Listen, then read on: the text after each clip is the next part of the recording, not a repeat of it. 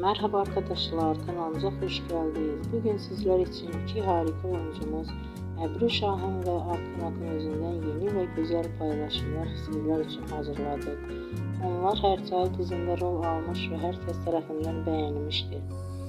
Biz de sizler için onların güzel ve romantik karelerini hazırladık.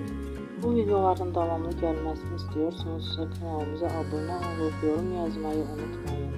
Hələlik bizden bu kadar.